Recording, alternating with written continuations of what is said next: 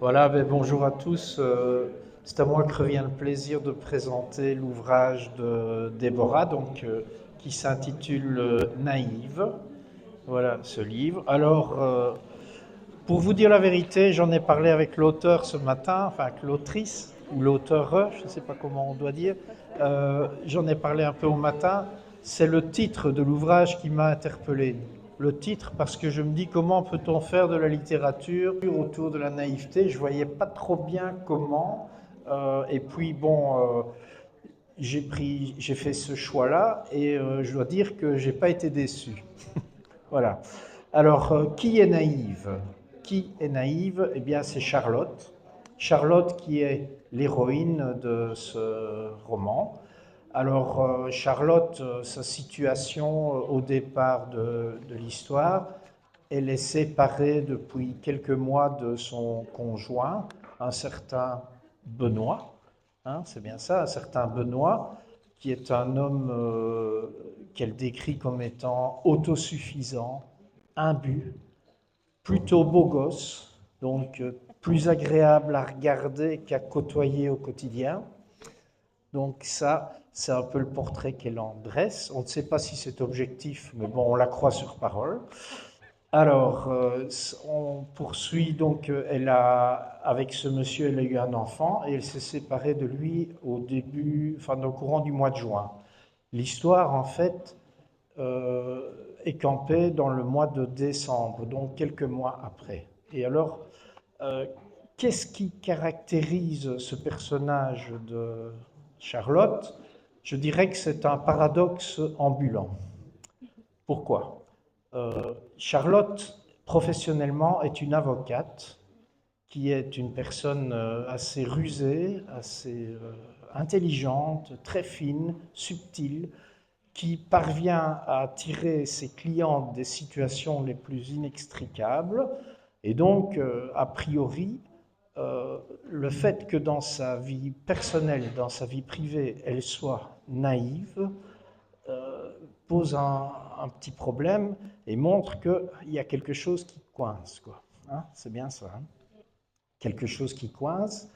Et donc, pour illustrer cette naïveté, je dirais que on est en décembre, c'est une période qu'elle affectionne particulièrement parce qu'au mois de décembre, il y a toute la féerie et toutes les féeries lumineuses. C'est une période où on se fait des cadeaux, où il y a de la bienveillance. Et c'est aussi une période où on fait des vœux. Et les vœux, c'est quelque chose auquel elle croit, mais avec vraiment beaucoup de passion, comme un enfant, je vais dire. Et elle y tient. Et cette naïveté qu'elle a dans sa vie quotidienne, c'est quelque chose qu'elle revendique comme un trésor. C'est un art de vivre. Hein. Art de vivre qui est d'ailleurs le titre d'un livre. La naïveté, un art de vivre, c'est un livre qu'elle va trouver un peu par hasard dans une librairie en faisant tomber une pile de bouquins. Voilà. Alors, vous allez me dire, bon, mais ça, c'est ce qui la caractérise. On voit très bien le conflit de valeurs qu'elle peut avoir. Elle le décrit, hein, notamment à la page 29, je pense, de l'ouvrage. Alors, je vous lis un court extrait. Charlotte n'est pas dupe, donc l'avocate. Elle sait très bien qu'un spécialiste comme elle gagne sa vie sur les désaccords de ses clients. Il a d'ailleurs tout intérêt à ce que ces mêmes conflits perdurent.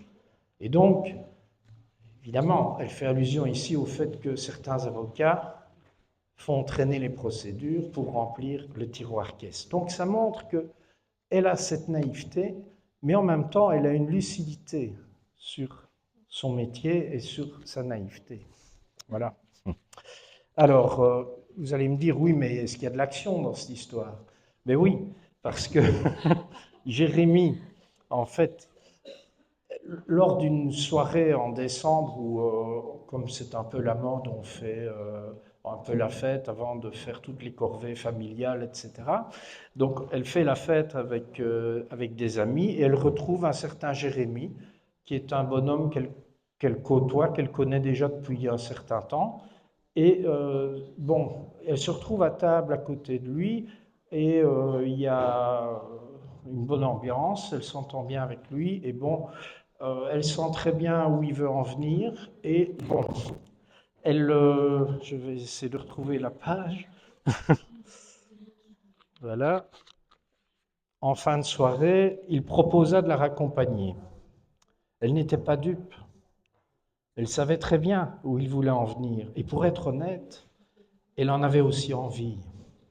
Après tout, pourquoi ne pas tenter, se dit-elle. Charlotte vit avec son temps et dans son monde. Les deux genres sont à égalité.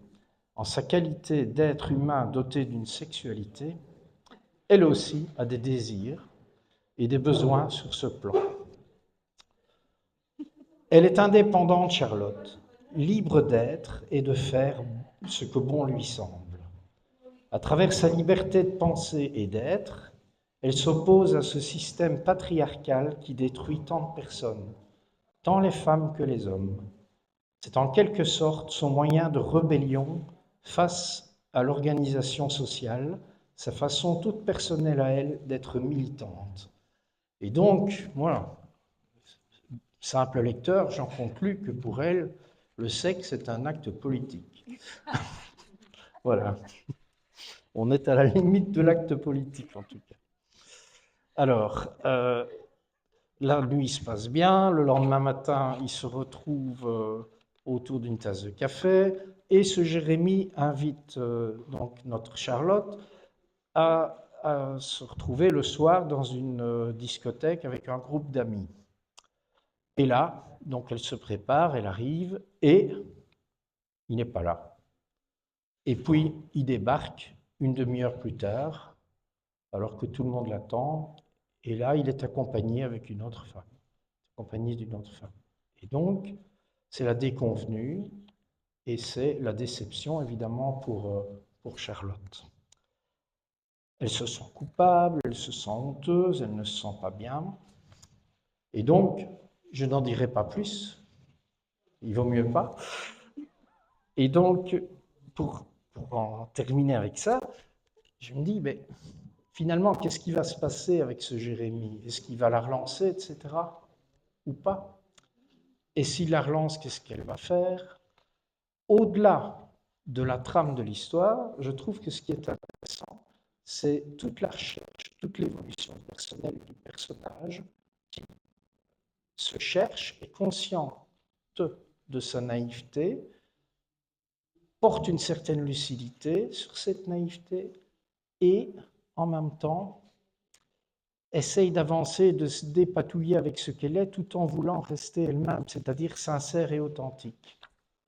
Et donc, ce que j'ai aimé dans ce court roman, ça se lit très vite, je prends une bonne heure, voilà, le style qui est simple, qui est direct, qui est percutant, et puis aussi le ton. J'ai trouvé le ton très sincère, authentique.